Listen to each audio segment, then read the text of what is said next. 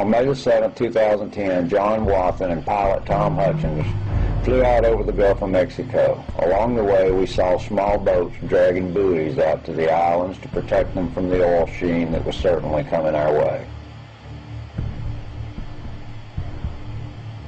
At 9 miles out, we began to smell the oil. At 11 miles out, we saw a visible sheen on top of the water. Heavy streaking was evident at about mile 15. Mile 26, we began to see solid oil on top of the water with a heavy sheen and numerous streaks at mile 34. Mile 87, ground zero. My first view of the site was one of tremendous impact. I'll never forget the scene. These are not small boats. While standing at a dock looking at them, they look like large ships. They're dwarfed in comparison to what I see on the horizon. Nothing but a red mass of floating goo that could have been prevented and should have been prevented.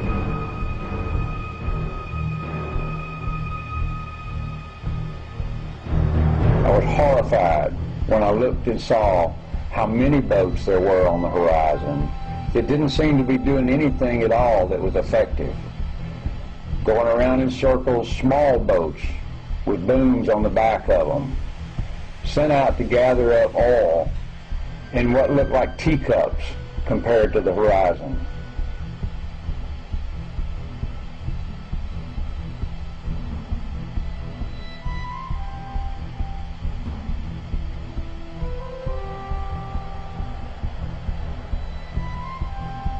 We counted 30 boats in the pictures, all floating around while this stuff was headed for shore.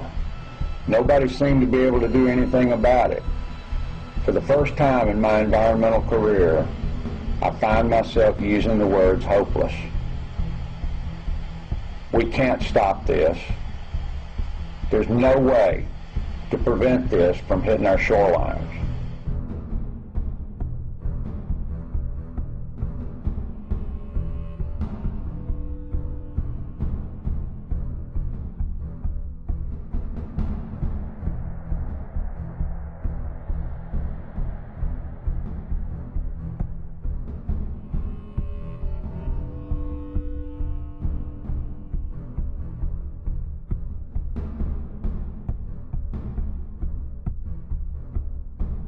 We are sparing no resource. We're also using every resource available. We've utilized every technology available.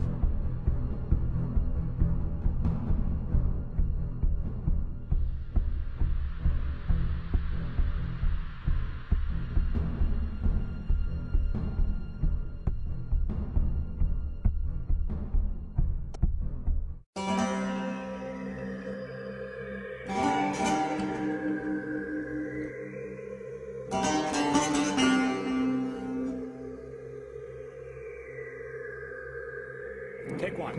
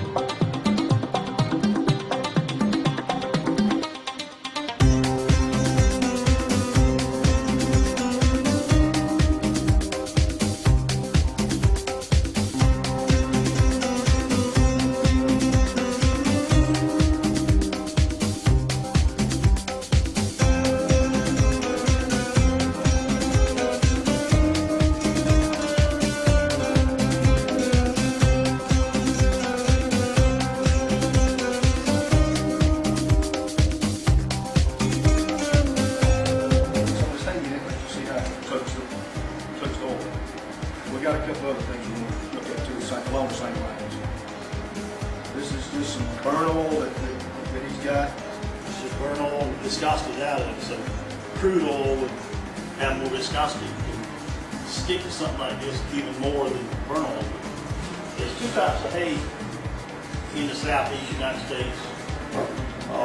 One of them's coastal Bermuda. This main common one, this is it, Bermuda grass. The other is the Bahia grass.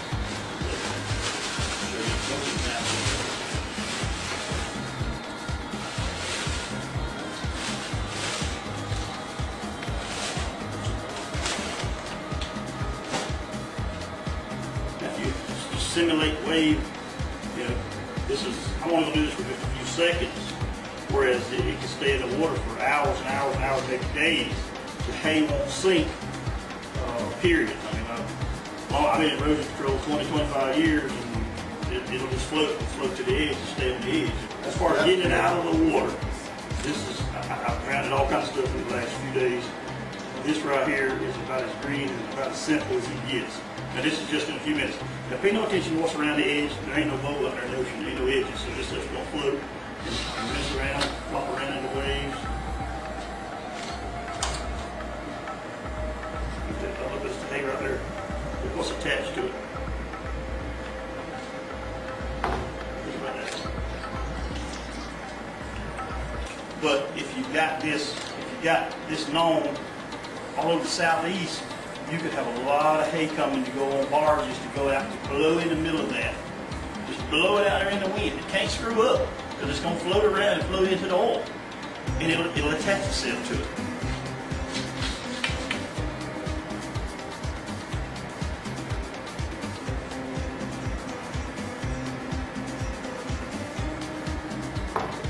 That's a lot different than 140. If it makes it to the beach, worst case scenario, it's going to end there at high tide.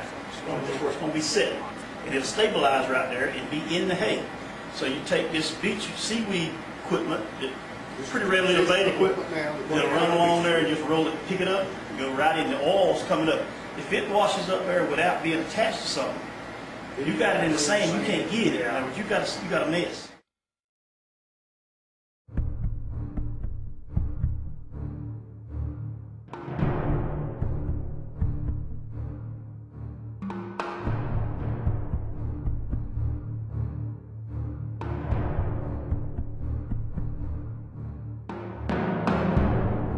Louisiana crude oil was poured into the boomed area and left to spread out over the water.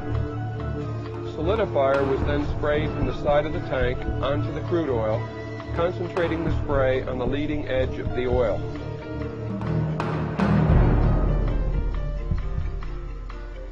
And after 1 hour, the crude oil has solidified, and here we show the matted material being raised out of the water.